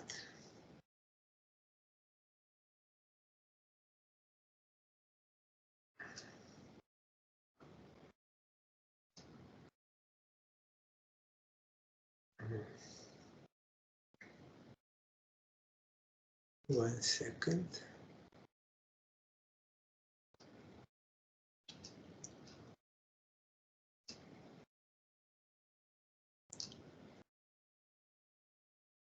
He also told like this material sense enjoyment is like itching. The more you scratch, the more it is increased. That itching you cannot fulfill like that, only by serving Krishna.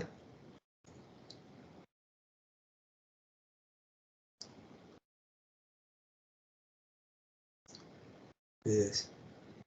Your servant Narad Muni kindly accepted me as his disciple and instructed me how to achieve this transcendental position. Therefore, my first duty is to serve him. How could I leave his service? And then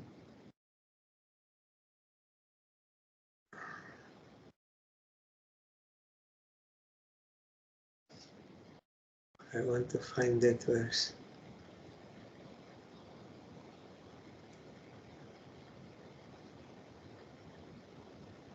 Yes, I found. Verse number 24 in 9th chapter, 7th canto.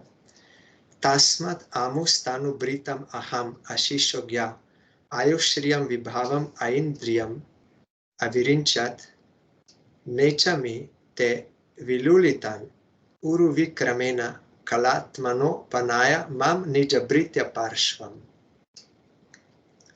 This is prayer of Prahlad. My dear Lord, now I have complete experience concerning the worldly opulence, mystic power, longevity, and other material pleasures enjoyed by all living entities, from Lord Brahma down to the end. As powerful time, you destroy them all. Therefore, because of my experience, I do not wish to possess them. I'm not praying to you for this. My dear Lord, I request you to place me in touch with your pure devotee and let me serve him as a sincere servant. This we have to see.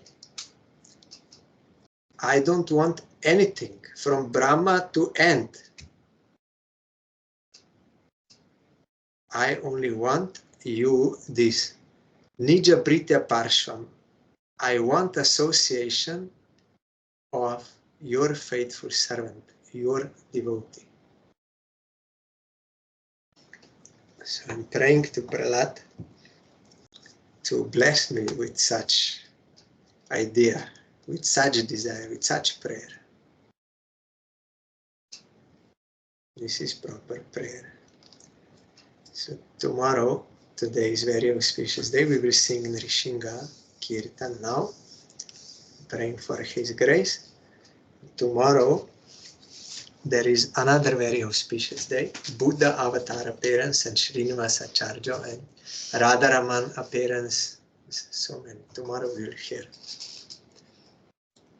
Jai Shri Prahlad Maharaj ki Jai. Jai Shri Nrisingha Bhagavan ki Jai.